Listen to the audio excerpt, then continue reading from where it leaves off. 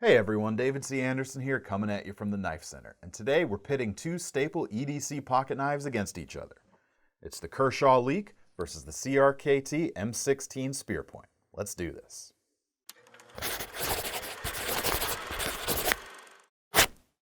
Now the Leek and the M16 are both a couple of classic model lines at this point that have proven themselves very worthy over the years. The Leek itself has always been an EDC staple. Meanwhile, the M16 started out its life as a bigger tactical knife, but with these smaller 3-inch versions, they're slimmer, more EDC friendly, and right in line with the Leek. So that's the comparison we're going to focus on today.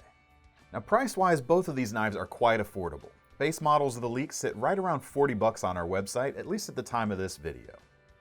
Now this particular M16 undercuts the Leek a bit on price, closer to $30, and you're going to see that reflected a bit in the materials choices as we get to those points. As you can see, these knives are definitely a very similar size, with about the same amount of blade length, but we have two very different shapes on offer.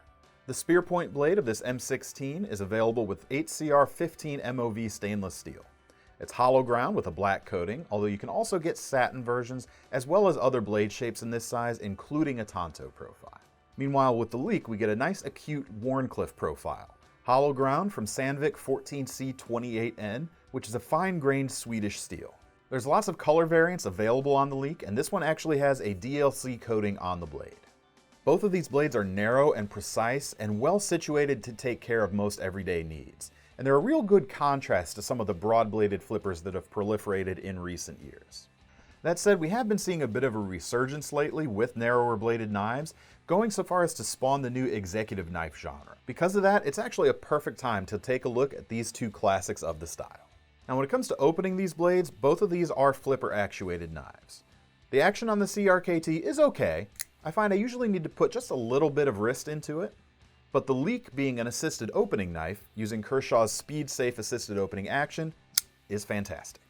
Both of these knives I have in front of me right now are liner locks, although frame lock Leeks are available, and other M16 variants are available with a frame lock as well. Now furthering the security of that liner lock, the M16 has an extra little feature that some of you out there will appreciate, and that's CRKT's Auto Locks system. Now when you fire that blade, this red tab here automatically engages, and it essentially locks open the liner lock, preventing it from disengaging without pulling that tab back. Now this extra bit of safety is definitely appreciated, but it's also easy to disable it if you find it gets in the way of closing the knife more smoothly. Of course, the Leek, being an assisted opening knife, does have a little bit of resistance on the close as well, although it's still very easy, and it also has its own extra little bit of locking mechanism too. And it actually works to keep the knife closed rather than open. It can be slid down to keep the blade from accidentally deploying. This slider provides peace of mind while it's in your pocket, but you don't necessarily need to use it if you don't want to either. You can simply slide it back towards the end of the knife and rock and roll. Now the handles on this entry-level M16 are glass-reinforced nylon. Now the holes in the handle reveal the black liner underneath, and they add a little bit of extra traction as well, since there's a place kind of for your fingers to dig into.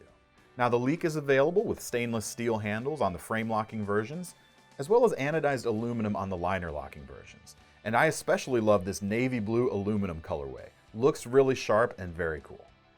Other than that, the Leek's handles are more unadorned with a sleeker feel.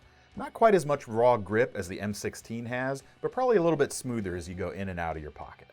Speaking of pockets, because of the clip design, the Leek is a decidedly right-handed affair. With a 2-position pocket clip, you can carry it tip up or tip down depending on your preference, but only on the right side. The M16 is more suited to left-hand carry as it has a 2-position pocket clip. Tip down no matter which side you choose.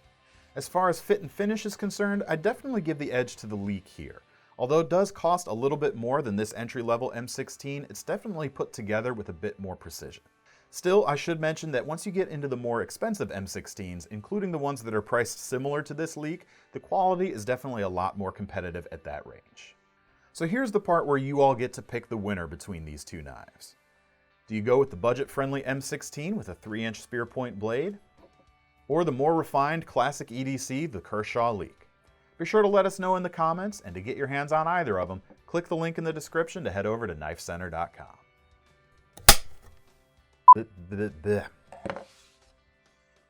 Good morning. Line. How do I talk about executive knives here? There's nothing there. Making this up as I go. MX-teens.